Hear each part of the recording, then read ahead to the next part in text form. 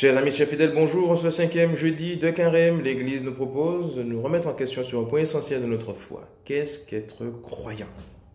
Quand je regarde l'évangile proposé par l'Église aujourd'hui, Jean chapitre 8, versets 51 à 59, Jésus discute avec des Juifs, les mêmes qu'hier, toujours empêchés, je dirais, de reconnaître dans sa personne l'instrument envoyé par le Père.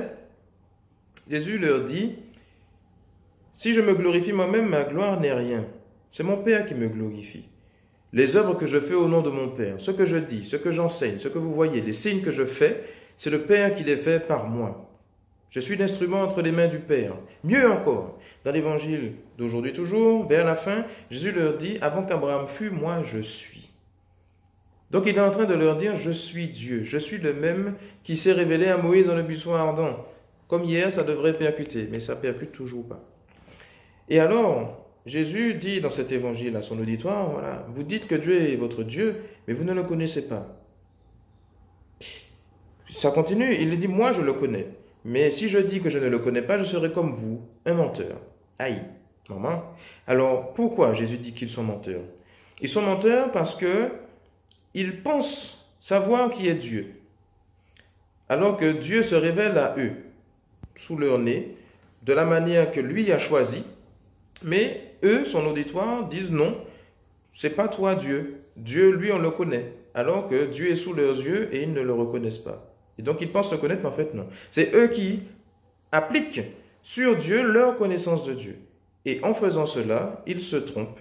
Parce que finalement, c'est leur intelligence, leur cerveau qui applique à Dieu ce qu'il doit être. Et donc finalement, ce n'est plus en Dieu qu'ils croient, mais en une idole, en une représentation interne de ce que nous comprenons de Dieu, ce que nous voulons que Dieu soit pour nous. Et même menteurs à double titre, parce que finalement, ils s'excluent eux-mêmes de la descendance d'Abraham. Comme on voit dans la première lecture, on dit que voilà, Dieu fait alliance avec Abraham, Abraham étant le germe de foi et de justice à partir duquel Dieu a fondé le reste du peuple élu, du peuple des croyants, multitude de nations. Et donc, ces Juifs à qui Jésus parle, s'excluent eux-mêmes de cette descendance puisqu'ils ne croient pas. Et donc, ça nous dit, pour nous aussi, finalement, quel type de croyant je suis. Est-ce que je pourrais, moi aussi, me faire taxer par Jésus de menteur?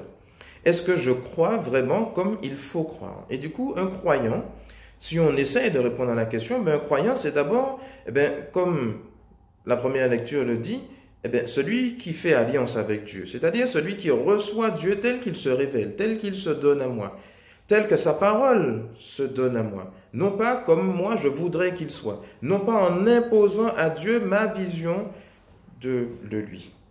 Parce que souvent c'est ça qui se passe, quand on fait peut-être un micro-trottoir encore en demandant les uns aux autres, voilà, qu'est-ce qu'être croyant? Moi je suis très très croyant mais je ne vais pas à l'église, je suis très très croyant mais je ne veux pas à la messe, je suis très très croyant mais je ne fais pas ci, je ne fais pas ça.